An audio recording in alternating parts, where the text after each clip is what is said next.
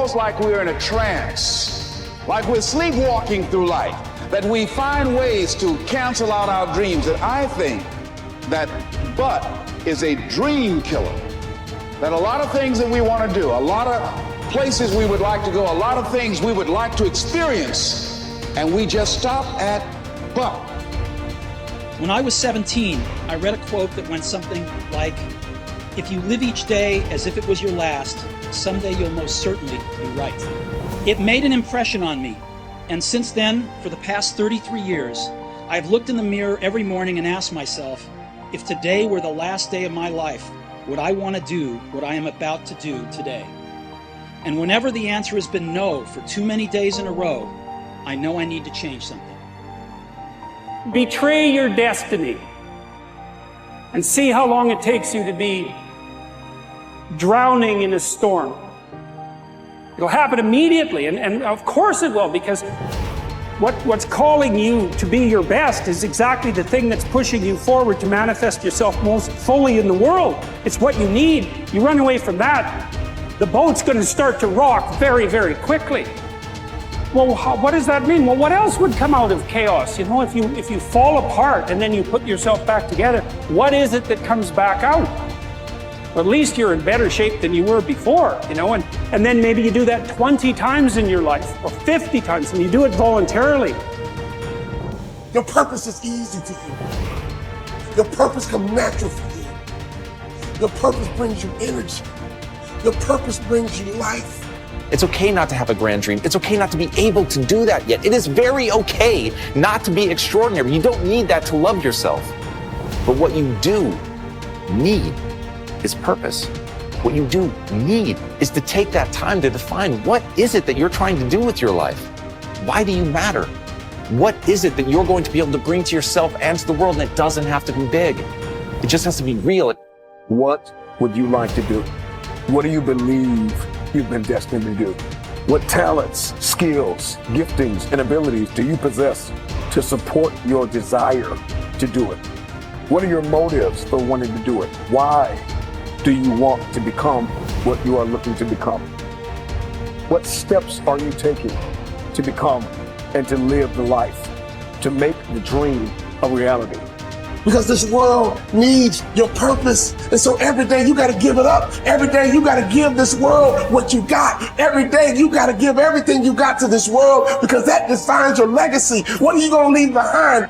Let today be the start of your journey to success in a life built on your power, not anybody else's. Let yourself be your future, and let this start to define the legacy that you'll be proud to leave behind. I don't think you determine what your purpose is. I think you discover what your purpose is. There's a difference. Determining indicates deciding. And I don't think you decide. I think if you go about it the right way, you discover it. Like there's some people that should be painting all day. They're great artists. I think Michelangelo was obviously a great artist, a great sculptor. I mean, that was his purpose in his life. Well, I believe my purpose is doing what I'm doing. Your purpose is why you get out of bed in the morning. Do you know why you get up? Well, most people say, well, it's to go to work. Well, that'd be a good reason to stay in bed. You know, you say, well, everybody's doing it. That'd be another reason to stay in bed. If you're ever doing what everybody's doing, you're probably going in the wrong direction. Your purpose is your reason for living. It's easy to look at those people who have succeeded and assume that they just got lucky. But invariably, behind the facade of overnight success is an unwavering commitment and definiteness of purpose that makes successful people able to do whatever needs to be done in order to achieve their goal of financial prosperity. Whether your dream is to become a famous dancer or to become free of financial worries, you must set that goal as your definite major purpose and refuse to allow anything to pull you from that course. To reinforce the point, consider this. They who have no central purpose in their life fall an easy prey to petty worries, fears, troubles, and self-pitying, all of which lead, just as surely as deliberately planned sins, to failure, unhappiness, and loss. A man should conceive of a legitimate purpose in his heart and set out to accomplish it. He should make this purpose his supreme duty and should devote himself to its attainment, not allowing his thoughts to its attainment, not allowing his thoughts to wander away into ephemeral fancies, longings, and imagining. Erratic action toward your goal will produce an erratic result. Our card reminds us that willpower is but the unflinching purpose to carry a task you set for yourself to fulfillment. If I set for myself a task, be it ever so trifling, I shall see it through. How else shall I have confidence in myself to do important things? What is it that you most want to achieve? Whatever it is, decide your goal and remind yourself of it every day as soon as you wake up. Make everything you do lead to that outcome. Winners are people with definite purpose in life. Take action. Lack of decision-making skills is near the head of the major causes of failure. So if not knowing what your definite major purpose causes obvious challenges toward its attainment, then changing your mind every 5 minutes about the target comes a pretty close second. After all, how can the invisible forces of the infinite intelligence mobilize to convert emotionized thought into reality if you keep changing your mind? Procrastination, the opposite of decision. The opposite of decision is a common enemy which practically every man must conquer.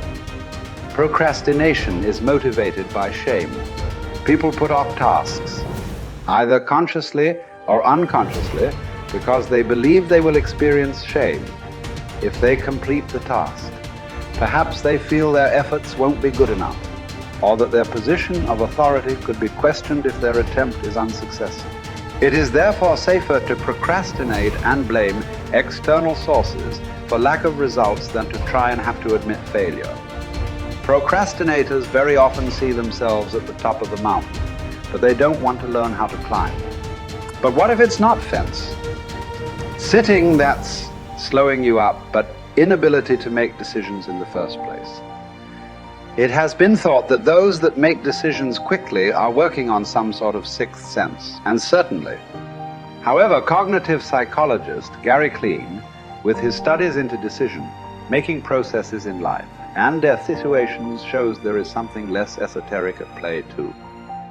He concluded that far from being weighed down by knowledge, information, and memories, those with experience in a certain area were able to assess situations and mentally simulate their outcome faster than a novice could get a notebook out.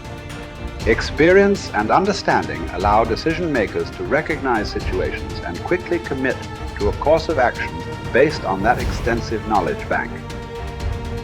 So building information, knowledge, and experience, often through failure, is an essential piece of the success puzzle.